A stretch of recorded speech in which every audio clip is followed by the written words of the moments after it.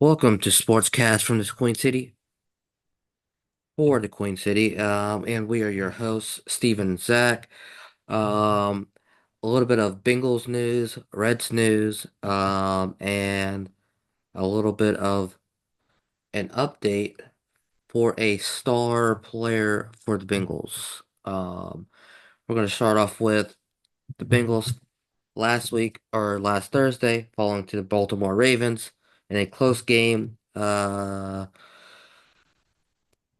quarterbacks were stellar. Obviously, Joe Burrow did his thing. Lamar did his thing. Two heavyweights in the AFC North. Uh, Record might not indicate so, but both quarterbacks and teams have been playing relatively good last couple of past 3 weeks. Yeah, I think this was a game that you hate to say it, but it was one that can be said was ruined by officiating. And listen, I'm not saying it just solely for Bengals reasons. If there's any Ravens fans or any other person from a fan base watching, if you watch that game, there was missed calls on both sides. But in the final 2-point conversion, three face masks in the final play alone, plus a blatant hold on Mike Gesicki, none of it gets called, and it's just kind of to this point kind of laughable because it's like the Bengals record doesn't indicate how good of a team they are because they are good enough to be better than the record. But this past game with Baltimore, the fact that there were three missed face masks and a blatant hold and none of it was called, it's just crazy to me. And, Al Michaels saying what he said that so many games like this come down to that kind of missed call, you hate to see it. If a commentator's calling it out, you know it's bad. Now, that's all I'm going to say about the officiating. Other than officiating, hell of a game by both teams. Like, hell of a game. You had big plays from both sides. You had, chippiness that everyone knew was going to be there. And the Bengals defense decided they wanted to be there and play when they needed to, when they got, some stops. But, there were times where the defense just slipped up and there were plays that got through that shouldn't have got through. There were short routes that shouldn't have been there, but they were, it's just to a point where I mean, my whole thing is like I don't know how much longer we can survive with Lou Anarumo. Like he did a great job like before now, but this year is just he has to have lost a step. Zach Taylor had a hell of a coaching game this past Thursday night game. A hell of a job by Zach Taylor. Both quarterbacks were uh, even better than advertised. It's not surprising that neither defense could really put up too much resistance. Joe Burrow had 428 yards passing with four touchdowns, um, with 6 yards on the ground. Lamar Jackson, 290 yards passing, four touchdowns, with 33 yards on the ground. Um, and there was very like limited sacks. No sacks for Lamar, three sacks for Burrow, only with only three yards lost. I mean, 7 yards lost from those. Jamar Chase had an incredible game, 264 yards receiving and three touchdowns. So if you played against him in fantasy, uh, you probably already noticed, but you probably lost. Um, Tylan Wallace had a pretty much a breakout game for the Ravens with three catches, 115, with an 84-yard uh, touchdown in the fourth quarter. These are two heavyweights that are looking for playoff success. The Bengals looking to get into the wild card. The Ravens look obviously looking towards winning the division. And so there's a lot of games to be played, but uh, this is kind of this is currently where they're sitting at. The Ravens do play the Steelers at Steelers, and so we'll see if the Steelers can still work their magic and win a couple more games, showing that The record is indicative of what type of team they are. Obviously, the Steelers are underdogs against the Ravens in this matchup, and that and the Bengals are playing the Chargers in prime time at Got the Char flexed. at in LA.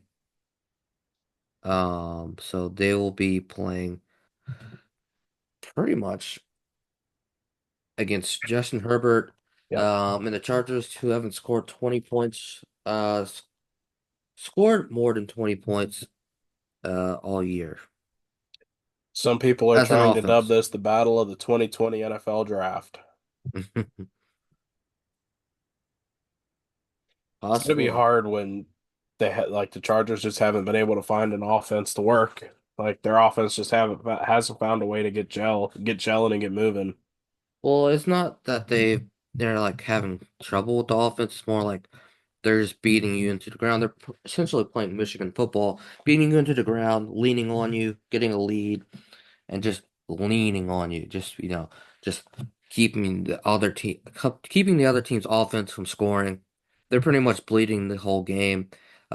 Last week against the Titans, they pretty much had two possessions for the entire first quarter, and so the Chargers had one possession. The Titans had another possession. First quarter was over. Probably one of the shortest football games of the week. So, um, the Bengals are going to have to score on every possession because the Chargers, they don't allow many possessions to be played. I will say, I think that the Bengals are one of the teams that the Chargers play that have the ability and capability to have one play drives. So if the Bengals get to a point where they're hitting one play drives and the Chargers are just bleeding the clock but can't get a touchdown, or they're getting them late, that could come back and bite them where they might have to change their style. We'll just have to see because it depends on what Bengals defense shows up. And also, they should be having a good time knowing that one of their star receivers is back. Uh, you know, praise the Lord if you're a Bengals fan. T Golly. is back. T Higgins is back. He's going to The be able only to. thing I'm hoping is this man doesn't come back for a game and then he's out for two or three more. Like, He is here that's to the one provide. thing he's got to try and figure out is how to stay on the field. He is here to provide some cavalry as the Bengals aim to make a playoff push. Um, as kind of like a last ride with the team. Obviously, he's not coming back. Pretty much all the reporting is that he's definitely not coming back to Cincinnati next year, but there's still a chance of making this run a memorable run. Maybe if they can, get hot and continue throughout the playoffs. Obviously, there's some strength teams uh that don't have a ton of weaknesses currently, but if they can somehow win a Super Bowl with T. Higgins, it would make the entire season worthwhile, even as the last ride. Yep, I would agree. I would be much in agreement on that. I think that's one thing the Bengals have to do sooner than later is get a Super Bowl. You have to. But I'll be honest, the way things are looking, the Reds could win a World Series before the Bengals. That is true. That is true. Um, Speaking of the Reds have finally revealed their full coaching staff. This is a Under complete restructure of staff, right? I don't uh think there's anyone that's coming back. there are some returning Okay. players.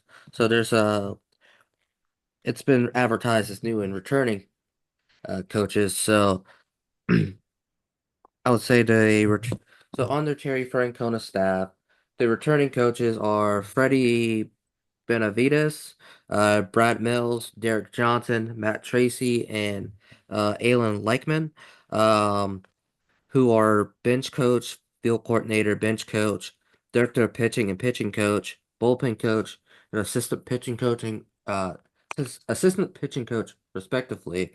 The new like managers or coaches on the staff include Chris Valleca, director of hitting coach, Alex Pelez, assistant hitting coach, Will Remillard, assistant hitting coach, Colin Cowgill, first base coach, J.R. House, third base coach, Kyle Arnsberg, coach and coordinator of advanced scouting, Jose Duarte, bullpen catcher, and James Keller, bullpen catcher. All of these, all of these guys are your new and returning coaches for your 2025 Cincinnati Reds as of this moment. I mean, I love it, bring in as many fresh faces as possible and keep the, the old ones that made sense to keep.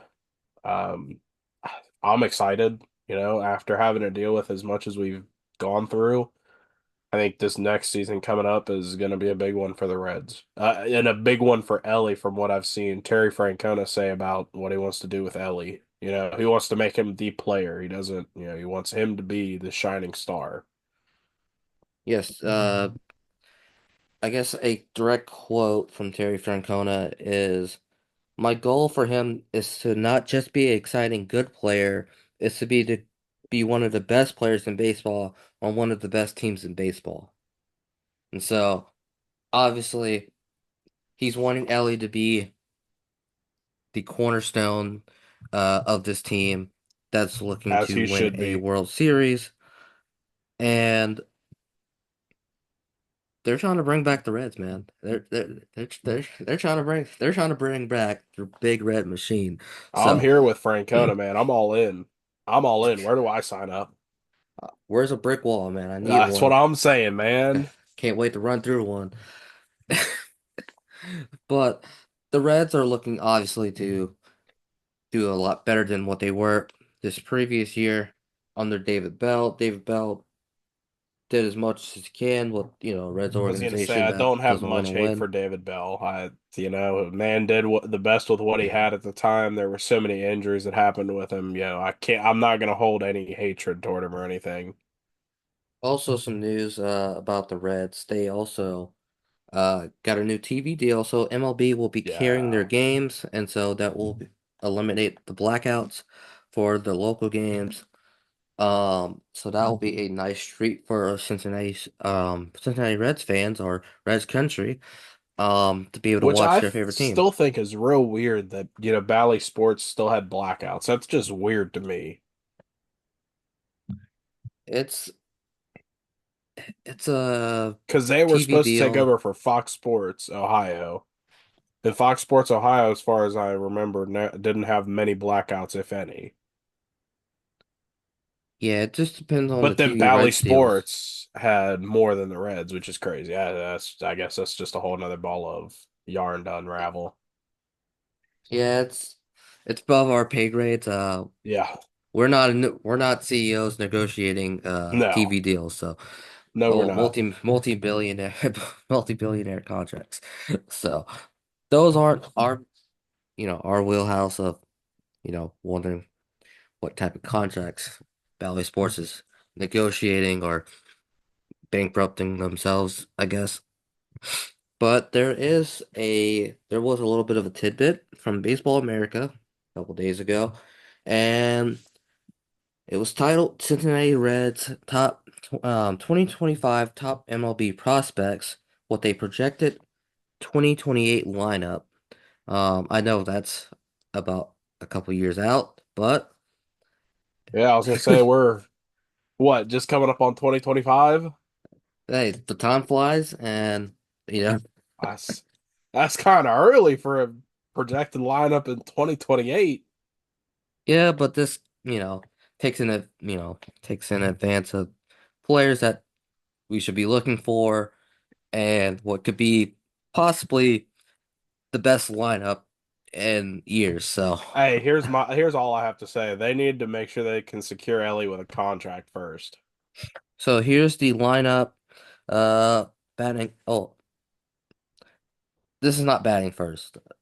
I'm gonna just scratch that part. But from Okay. position, going by position, at catcher, Tyler Stevenson.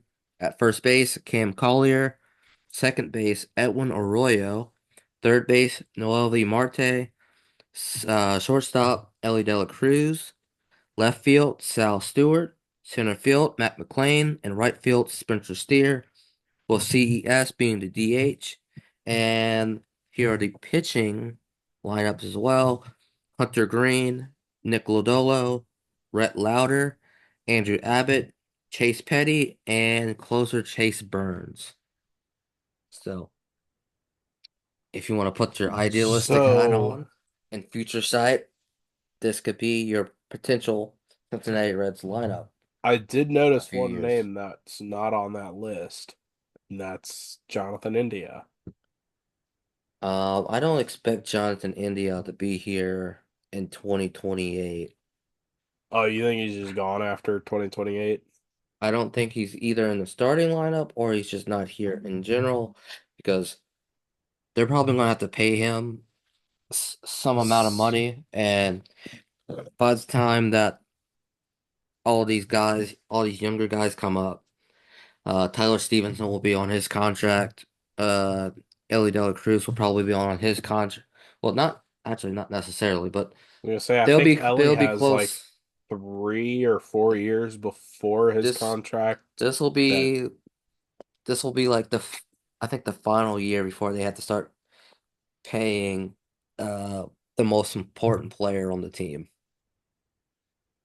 or the best, not maybe not the most important, but the best player talent wise on the team. yeah, but I would also say like we got to make sure we can compete or at least give him some type of incentive or he's just gonna go to LA just like every other player in the MLB. He'll go to LA or New York. It really depends on money, man. It really does. That's what I'm saying. We gotta give him something, or else New York or LA is just gonna come in. Hey, you want $1 billion? Cool. It's not just LA and New York we have to look out for. San Diego's there. They always give out a ton of money. But there's not a lot of teams in general that give out a ton of money. Uh, Texas might do that. The Mets might. Speaking of a another New York team, but the Mets might do so. There's a lot of small market teams in MLB. We already know that Tampa Bay will not offer him anything comparable what he might want, so we don't have to worry about Tampa Bay. Actually, there's a possibility he goes to Houston. They might give him a flat blank check. So I was gonna say I wouldn't want to go to an organization that's known for cheating. So, and that's just me. yeah, but they got championships, so it doesn't really matter. Yeah, yeah, but one of them's now erased from history. So, Hey, doesn't take away the memory. And their hearts, they got to celebrate. So so I think we should talk about the current CFB rankings before we get to this current weekend where all of this could then change. Right now you're looking at from 12 to 1. You're looking at Boise State, Ohio State. That's your 12-5. Ole Miss and Penn State is your 11-6. Alabama and Indiana is your 10-7. Notre Dame and Tennessee is your 9-8. And you got Miami, BYU, Texas, and Oregon from 4 to 1 in that order. Now, the winner of Boise State and Ohio State would have to play Miami, and then Ole Miss, Penn State would have to play BYU, Alabama, Indiana, Texas, and obviously Notre Dame, Tennessee, Oregon. So a lot of really good games for the playoff coming up if it stays this current route. there's a chance that it might have some shake up. There's a lot of important games coming up these next couple of weeks. I will say right now, if 10-7 stays where it's at, Indiana's home field is going to be bouncing. Mhm. They have a path straight to it. Well, not a path straight to it, but they have a path. uh to it, assuming that they beat Ohio State next week and they get through Purdue and they win s- well, actually they don't have to actually win the Big Ten championship. They might actually have to make win that. They might have to win out to make it into the CFP. I think if Indiana wins out, like if they win like the Big Ten, then they could slip into like a higher slot. But I mean, if if they they win the stay Big Ten, undefeated, if they win the Big Ten championship, uh, they will obviously usurp Oregon as one of the top yeah. seeds. Because if we're being honest, that's probably who the CF or the Big Ten championship is going to be is either Indiana or possibly Ohio State against Oregon. There's always a chance. Can't rule out Ohio State. You just can't. I think the SEC is going to have another one where you see the four teams in there, like one of those four teams is going to be number two, and it's just a matter of who would it be. And Tennessee started strong. As far as I'm aware, they lost some games they shouldn't have lost, but they did lose some games, so it's like they could Well, be a coin flip. they lost against Arkansas in a baffling move by Nico, by not throwing the ball into the end zone late in that game, but they've been perfect ever since, Okay. beating Florida, Alabama, Kentucky, and Mississippi State, and they also uh well, gave NC State a beatdown in their second game of the season, 51-10. So they're in prime position too. If they Yeah, win the so SEC championship, they're going to usurp Texas as number two, possibly. yep, that's pretty much how it'll Yeah. go. Yeah, so I mean, Texas isn't a pushover team. They've just struggled at They did points in time. they did Not lose that they've against Georgia, lost so crazy, but like their offense and defense have just struggled in certain games. So they've struggled ever since they played Oklahoma. So they yeah, lost to Georgia, had a close matchup with Vanderbilt, um, who's been showing a little bit of feistiness this year. So yeah, yeah. I mean, even Michael Myers, Boise State could make a run and end up being higher than 12 if we're being honest. Michael currently Myers is in the backfield. If I'm a defensive player and I see Michael Myers, I don't know how confident I am in my tackling capabilities. the highest ranking that they probably have is number four, Which uh, I can, depending on yeah. their conference. So What are they in again? What conference? the Mountain West. Mountain West, which they could probably win, I'm assuming. They will most definitely win. Michael Myers gonna be the MVP of that team. There's a, I don't see a reason for them to lose any games. The rest of the season they don't play anyone really. San Jose State, Wyoming, and Oregon State. Their only loss being the Oregon, by 3. Yeah. So this bracket could have some shakeups, but then some teams could just move up and some teams could just straight up fall.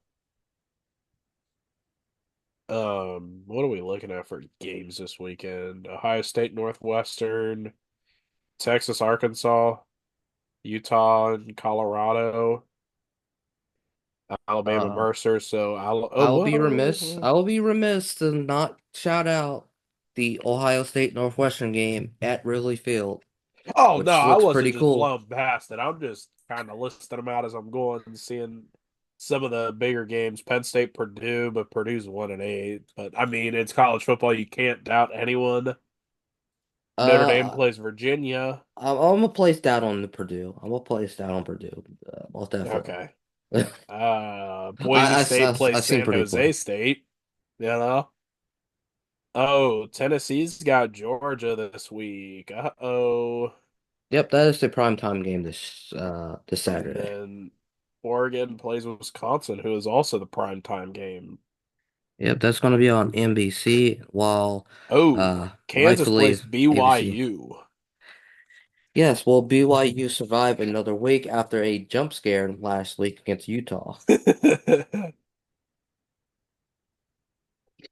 And college basketball has started. My Kentucky Wildcats, sorry, I got to throw this in here. My Kentucky Wildcats defeated Duke. First time in a long time. It's going to be an exciting season this year. Just had to throw that out there. College basketball is back, baby. We're here for it. We are all That in on was a college basketball surprising this year. that was a surprising game, in my eyes. Mark Pope is, It was so hey, surprising it was so surprising that it got Jay Williams a little bit fired up and as a a little bit just uncomfortable. for So, college football or for uh, college co basketball. yep, you know Jay Williams is Yeah, a Jay former Williams Duke is my alum. guy. Pat McAfee, everything else, but basketball, Jay Williams. Yeah, yeah. College basketball is going to be crazy this year. I see a lot of people are sleeping on the Kentucky Wildcats, and I understand this is the first time that this program has had all new faces for players, but I'm trusting in Mark Pope. I have all the faith in Mark Pope. Hey, this man's going to carry. This man is going to carry. I have a lot of faith. He was able to get a win against Duke, and I don't think Cal got one. If he did, it would have been the 2012 year. I would be remiss to not say that Ohio State is ranked number 21 and UC is ranked number 17 Kentucky in does the play AP. Ohio State this year. So we'll have to keep an eye out on that. Yes. Obviously, some big games coming up for UC, NKU, uh, in NKU's a a couple sleeper team. in a couple of days. Obviously, the biggest game in Cincinnati, being against Xavier, uh, in the middle of December. Crosstown That. shootout. So close. So we'll see that happen. Anything else about the college basketball landscape? Not. I'm just excited for college basketball this year. This is the first time in a while I've been excited for college basketball. And I'm not just saying for Kentucky. Yes, I'm excited for Kentucky, but just all around.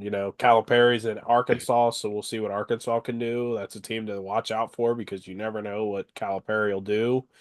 He is a great recruiter.